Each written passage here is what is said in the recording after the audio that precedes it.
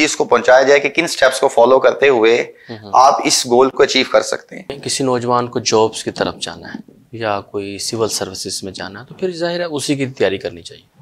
सबसे बड़ा अलमिया ये है कि आज आप ये देखें आज का नौजवान मेडिकल की स्टडी करता है, डॉक्टर बनता है या इंजीनियर बनता है, हाई क्वालिफाइड होने के बाद वो जॉब करने को पसंद नहीं करता। इसका मतलब ये है कि उसके पेरेंट्स का उस पर दबाव होता होगा। तो सबसे पहले नौजवानों को अपने फ्यूचर के साथ खेलना नहीं चाहिए। जो उनका गोल है या जिस चीज़ में उनका इंटरेस्ट होता है वो उसी चीज़ को फॉलो करना चाहिए।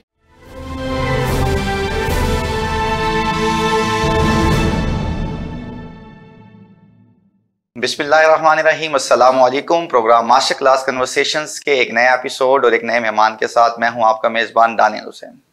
नाज़रीन, आजकल नौजवान नौकरी या मुलाजमत की बजाय कारोबार को फौकियत देते नजर आते हैं। इसके साथ बात की जाए इस्लाम की तो दीन इस्लाम भी हमें तिजारत का दर्स देता है। इस बात को मद्देनजर रखते हुए आज हमने अपने प्रोग्राम में एक ऐसी नौजवान शख्सियत को मदऊ किया है जिसने ना सिर्फ इस बात पर अमल किया बल्कि बहुत ही कम वक्त में अपने बिजनेस को वेल एस्टैब्लिश कर चुके हैं। इसके साथ साथ बात की जाए तो ये बहुत सी समाजी महफिलों में भी भरपूर तरीके से हिस्सा लेते हुए दिखाई देते हैं। आप बतौर chairman South Punjab national Commission for Human rights में अपनी खिदमात सरअंजाम दे रहे हैं। हमारे साथ आज स्टूडियो में मौजूद हैं चौधरी इब्राज साहब। अस्सलाम वालेकुम। वालेकुम अस्सलाम। कैसे हैं चौधरी साहब? आप ठीक ठाक? अल्हम्दुलिल्लाह, आपकी दुआ। अल्हम्दुलिल्लाह। अच्छा, माशाल्लाह, हम आपको देखते हैं रोज सोशल मीडिया पे डिफरेंट एक्टिविटीज में, और जैसे अभी मैंने इंट्रोडक्शन में बताया अपने कारोबार को आप इस्टेब्लिश कर चुके हैं। तो इसीलिए हम अपने नौजवानों, जो एक बंदा जो कि चौधरी इब्राज जैसे शख्स को आइडलाइज करता है, तो हम चाह रहे हैं उन तक इस चीज को पहुंचाया जाए कि किन स्टेप्स को फॉलो करते हुए आप इस गोल को अचीव कर सकते हैं। बहुत शुक्रिया दानियल भाई, आपने एक खूबसूरत प्रोग्राम में हिस्सा बनाया और जाहिर है आपके सवाल से मुझे अंदाज़ा हुआ है कि आप नौजवानों के लिए काफ़ी फ़िक्रमंद हैं। पाकिस्तान में जो हैं तो होना भी चाहिए। और मेरे ख्याल से इस वक्त पाकिस्तान के अंदर सबसे ज़्यादा जो कमी है ना, वो शायद इसी चीज़ की है कि हमारे नौजवानों को गाइड नहीं किया जाता कि आखिर उन्होंने जो है फ्यूचर के अंदर करना क्या है। दूसरी चीज़ ये है कि नौजवानों ने ख़ुद भी कोई गोल नहीं बनाया होता कि आखिर हमने क्या करना है। अगर तो आपने किसी नौजवान को जॉब्स की तरफ जाना है या कोई सिविल सर्विसेज में जाना है तो फिर जाहिर है उसी की तैयारी करनी चाहिए। सबसे बड़ा अलमिया ये है कि आज आप ये देखें आज का नौजवान मेडिकल की स्टडी करता है, डॉक्टर बनता है या इंजीनियर बनता है, हाई क्वालिफाइड होने के बाद वो जॉब करने को पसंद नहीं करता। इसका मतलब ये है कि उसके पेरेंट्स का उस पर दबाव होता होगा। तो सबसे पहले नौजवानों को अपने फ्यूचर के साथ खेलना नहीं चाहिए। जो उनका गोल है या जिस चीज़ में उनका इंटरेस्ट होता है वो उसी चीज़ को फॉलो करना चाहिए। अगर वो बिज़नेस की तरफ जाना चाहते हैं तो फिर बिज़नेस के जो रूल्स हैं, जो चीज़ें हैं, जो ख़ास तौर पे है, चूँकि हम रह भी पाकिस्तान में रहे हैं, यहाँ चूँकि अदर कंट्रीज़ के जो मुकाबले में यहाँ थोड़ा बिज़नेस है भी मुश्किल, तो यहाँ इस चीज़ को समझना चाहिए कि आप क्या हैं।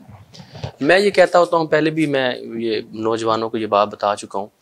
अब नौजवानों को सबसे पहले अपने आप को पहचानना चाहिए कि मेरी हैसियत क्या है, मैं क्या हूँ, क्या मेरा बैकग्राउंड क्या है, क्या मेरे जो पेरेंट्स हैं, जो मेरे वालिदैन हैं, क्या वो एक पहले कारोबारी हैं या कोई वो मिल्स ओनर है, या उसको ये देखना चाहिए कि क्या मेरे पीछे असासे हैं, क्या मैं इन्वेस्टर बन सकता हूँ कुछ। और फिर ये देखना चाहिए कि नौजवानों को कि हमारे पीछे कुछ भी नहीं है, हम ज़ीरो हैं, हमारे वालिदैन जो है छोटी मोटी जॉब करते हैं और हमारा शौक़ है अच्छा बिज़नेस करने का। तो ये पहले आपको समझना चाहिए आप किस कैटेगरी के बंदे हैं। सिंपल सी बात है कि अगर आप ज़ीरो कैटेगरी के बंदे हैं, मिसाल के तौर पर आपके पेरेंट्स कोई जॉब करते हैं, कोई प्राइवेट, कोई सरकारी छोटी मोटी, या आपकी वालदा इस तरह की कोई जॉब करती है और आपके पास कोई इतना असासा भी नहीं है कि आप कोई इस्टेब्लिश कर सके शुरू से कोई फैक्ट्री, तो सिंपल सी बात है ज़ीरो से मेहनत करनी पड़ेगी। ऐसा ही। तो वो नौजवान जो हाई क्वालिफाई होने के बाद अपने 30 साल इधर लगाने के बाद जो ज़ीरो से स्टार्ट करे, तो उसमें दो चीज़ें सबसे ज़्यादा मुश्किल हो जाती हैं। हाई क्वालिफाइड बंदे का सेटिस्फाई नहीं होता कि वो ज़ीरो से स्टार्ट करे, कोई चाबड़ी लगाए, कोई रेडी लगाए या कोई भी ऐसा काम करे, वो मुतमिन ही नहीं होता। ये इसीलिए हर नौजवान को ये चाहिए कि अगर अपने आप को पहचान लिया उसने तो वो बिज़नेस को ज़ीरो से स्टार्ट करे, मेहनत करना स्टार्ट करे। अगर उसका शौक़ है स्टडी करने का तो वो करे। 15-16 साल में अगर मैट्रिक हो जाती तो उसके बाद वो बिज़नेस में आ जाए, उसके बाद वो प्राइवेट ग्रेजुएशन करे, मास्टर करे। तो ये है तरीक़ाकार। क्या आप प्लान पूरा आप करके चले पाकिस्तान जैसे कंट्री के अंदर? बेसिकली बात यही है कि प्लानिंग की और गाइडेंस की कमी की वजह से जो है ना बहुत से नौजवान वो डिट्रैक हो जाते हैं। हाँ, और यहाँ बैठने का इस प्रोग्राम का मकसद ही हमारा यही है कि हम ऐसे लोगों को, क्योंकि हर फील्ड का बंदा यहाँ आके बैठ रहा है, हर बंदा अपनी जो उसकी जर्नी है वो बयान कर रहा है, तो कोई ना कोई बंदा होगा व्यूवर्स में से जो कि आपको आइडियलाइज कर रहा है, कोई किसी को कर रहा है। तो मेन तो मकसद ही यही है कि बच्चों को गाइड किया जाए, उनको उनकी प्लानिंग के हवाले से बताया जाए। अच्छा, आपकी जर्नी के हवाले से बात करें तो जाहिर है आपकी फैमिली में बाकी आई गेस सारे मुलाजमत, और कौन सा ऐसा पॉइंट था जब आपको लगा कि यस मुझे अपना बिजनेस करना है और मुझे इस तरफ जाना है? कोई एक पॉइंट किसी को आपने देखा हो, किसी को आइडियलाइज किया हो, तो उसके बारे में बताएं जरा। हाँ बिल्कुल, मैं बताता हूँ। मेरी प्री इंजीनियरिंग थी एफएससी में, और उसके बाद मेरा यूटी में एडमिशन हुआ टेक्सला में। तो वहाँ मैंने जो है मैकेनिकल इंजीनियरिंग में एडमिशन हुआ, वहाँ मैं स्टडी कर रहा था।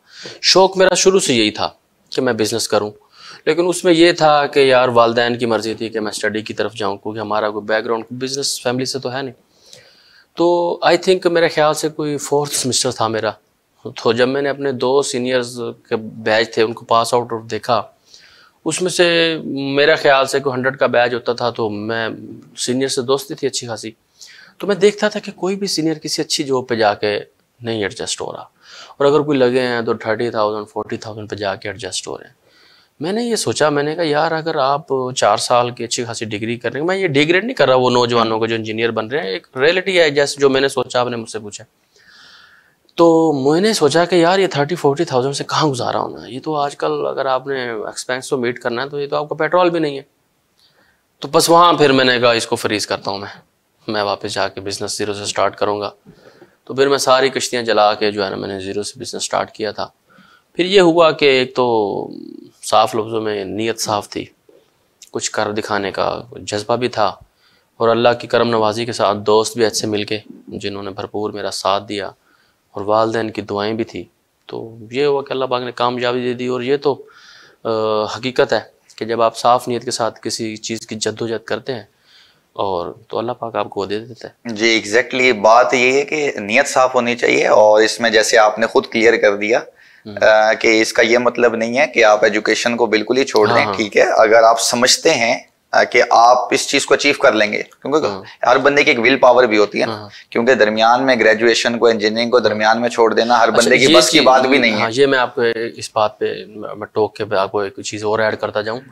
मैंने बिजनेस स्टार्ट करने के बाद स्टडी नहीं छोड़ी थी। सही, मैंने फिर ग्रेजुएशन भी किया और फिर मैंने मास्टर भी किया उसके बाद में बिजनेस के साथ ही। तो ये नहीं है कि बिल्कुल स्टडी छोड़ के मैं बिजनेस की तरफ आ गया। मतलब उस वक्त मेरा मकसद ये है कि विल पावर, बंदे की विल पावर हो, और उसके बाद नीयत आपकी अगर क्लियर है तो फिर आप उसको कर सकते हैं। जाहिर है एजुकेशन तो हमारी बेस है, ठीक है, तो एजुकेशन तो बहुत जरूरी है। इसी तरह सवालों का सिलसिला हमारे मेहमान से जारी रहेगा। मिलते हैं एक शॉर्ट ब्रेक के बाद।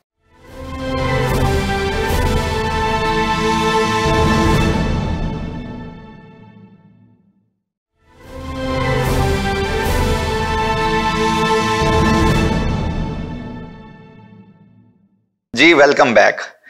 अच्छा इब्रार भाई, थोड़े से लाइट क्वेश्चन करेंगे और देन हम फिर अपने मेन क्वेश्चंस की तरफ आएंगे। फ्री टाइम में क्या हॉबीज हैं, क्या करना पसंद करते हैं? वैसे तो हम आपको देखते हैं कि सोशल मीडिया पे आप माशाल्लाह बहुत एक्टिव हैं, कभी किसी एक्टिविटी में, कभी किसी महफिल की जीनत बने हुए होते हैं आप। तो इसके अलावा फैमिली टाइम या फ्री टाइम में क्या चीज़ करना पसंद करते हैं? बस जब से पॉलिटिक्स को ज्वाइन किया था तो उसके बाद तो मेरा नहीं ख्याल को फ्री टाइम बचता होगा। और अगर अब मैं तो फ्री टाइम इसी को समझता हूँ कि लोगों की खिदमत करना, लोगों के दुख दर्द में शरीक होना, ठीक है ना, किसी के पास चले जाना, उसका हौसला बढ़ जाना। तो मेरे ख्याल से लोगों के साथ ऐसे लोग जिनको आपकी ज़रूरत होती है, आपकी हंसी की ज़रूरत होती है, आप उनके साथ बैठ के कुछ शेयर कर लेते हैं, उनके दुख और दर्द में शरीक हो जाए, तो मेरे ख्याल से मैं फ्री टाइमिंग में मेरा जो बेस्ट जो एक्टिविटी है वो यही है। ज़बरदस्त। मौसीकी से कोई लगाव है? कोई फिल्म्स या इस तरह के सॉन्ग्स वगैरह सुनना पसंद करते हैं? मौसीकी से कोई ख़ास लगाव तो नहीं है, लेकिन सराइकी ज़ुबान मुझे बहुत अट्रैक्ट करती है। तो इसीलिए सराइकी सॉन्ग भी मैं सुनना पसंद करता हूँ। हालांकि हम पंजाबी फैमिली से बिलोंग करते हैं, उर्दू स्पीकिंग। तो सराइकी में जैसे कुछ सिंगर्स हैं, मुजाहिद मंसूर मलंगी आजकल, और उसके बाद उनके उस्ताद थे मंसूर मलंगी साहब हो गया या अताउल्लाह साहब हो गया, इनको मैं सुन लेता हूँ। सही, ज़बरदस्त। अच्छा, इसके साथ अगर हम बात करें, अभी मोटिवेशन की बात हो रही थी, तो हर इंसान की लाइफ में कोई एक कोटेशन, कोई एक ऐसा वन लाइनर होता है जिसको देखने के बाद, जिसको पढ़ने के बाद उसकी लाइफ चेंज हो जाती है। आया कि वो कोटेशन हो या कोई आयत हो या कोई हदीस हो। तो आपकी लाइफ में या आप किस चीज को बताना चाहेंगे हमारे व्यूअर्स को कि this is the main tagline for Chaudhary Ibrar? बहुत सारी ऐसी जुमले होते हैं आपके जो लीडर्स से आप सुनते हैं या आप अपने पेरेंट्स से सुनते हैं, हदीस भी हैं, आयात भी सुनते हैं, लेकिन मेरे ख्याल से एक आयत मुझे उसका तर्जमा आज भी याद है कि जब रसूल करीम सल्लल्लाहु अलैहि वसल्लम बहुत ज़्यादा परेशान हुए और परेशानी के आलम में फिर अल्लाह पाक ने उन पर आयत उतारी, सूरह वद्दुहा की आयत है जिसका तर्जमा मैं मफ़हूम थोड़ा बयान कर देता हूँ लफ्ज़ों की, अल्लाह पाक जो माफ़ करे कोई कमी बेशी हो। तो अल्लाह पाक ने उनमें कहा कि आप परेशान ना हो, हम अंजाम आपका आगाज़ से भी अच्छा करेंगे। तो दूसरा ये है कि जब आप यतीम थे तो क्या हमने आपको नहीं संभाला, मतलब दिलासा दिया। उसके अंदर ना दो बातों की अल्लाह पाक ने रसूलुल्लाह पाक को तलकीन की कि बस आपने ना यतीम के सर पे हाथ रखना है, यतीम के सर पे हाथ रखना है और सवाल करने वालों को झड़कना नहीं है। ये बहुत बढ़िया है। इसको सुनने के बाद मेरी लाइफ बदल गई थी। उसके बाद जब मैंने इसके इन दो जुमलों की आगे गहराई जानी ना, तो पता चला कि ये दुनिया, हकीकत बता रहा हूँ मैं आपको, कि दुनिया दर हकीकत घूमती ही अल्लाह की मखलूक के गिर्द है। अल्लाह को अपनी मखलूक बहुत प्यारी है, बहुत ज़्यादा प्यारी है। अल्लाह अपनी मखलूक के ऊपर कोई भी कंप्रोमाइज़ बर्दाश्त नहीं करेगा। वो ना किसी वली का कंप्रोमाइज़ बर्दाश्त करेगा, ना किसी सहाबा का कंप्रोमाइज़ बर्दाश्त करेगा, ना किसी पैगंबर का कंप्रोमाइज़ बर्दाश्त करेगा। अल्लाह को अपनी मखलूक बहुत प्यारी है। तो अल्लाह पाक ने ये हर जगह फरमाया कि मखलूक के मेरा ख्याल रखना है, मखलूक को अज़ियत नहीं होनी चाहिए।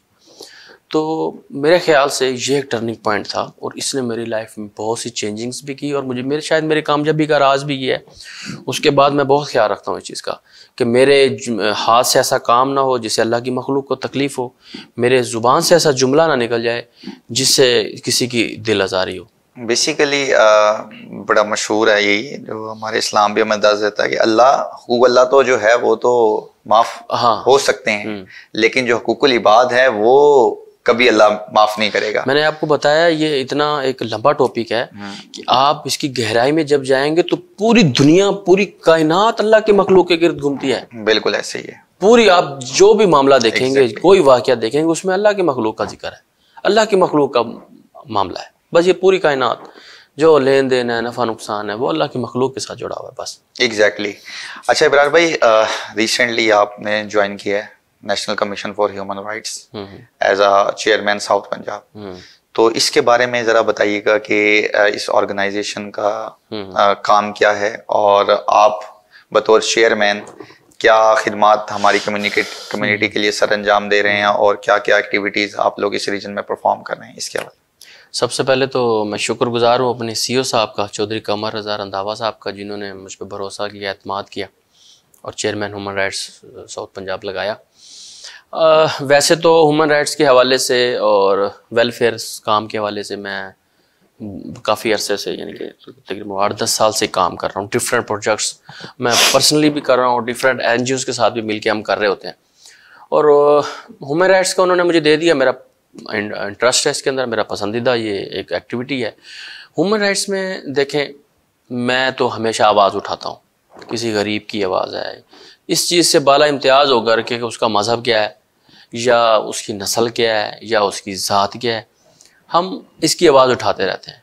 वो कमज़ोर और लाचार लोग जिनकी अप्रोच ना हो आला हकाम तक, जैसे डिस्ट्रिक्ट के होते हैं RPO DPO या DC साहब तक, तो उनकी आवाज़ हम जो है वो बनते हैं। उनकी ज़िंदगी में असल मकसद तो ये है कि आसानियाँ पैदा करना और सहूलत उनकी ज़िंदगी में लेके आना, तो यही सोच है। और इंशाल्लाह उसके ऊपर हम यानी कि वो काम भी कर रहे हैं। मेरे ख्याल से किसी की कराहती हुई या सिसकियों वाली आवाज़ मेरे कान में पड़ जाए तो मुझे सुकून नहीं आता जब तक मैं उसका अजाला ना कर दूँ, या जो चीज़ उसकी वजह बन रही है उसको दूर ना कर दूँ। एग्जैक्टली।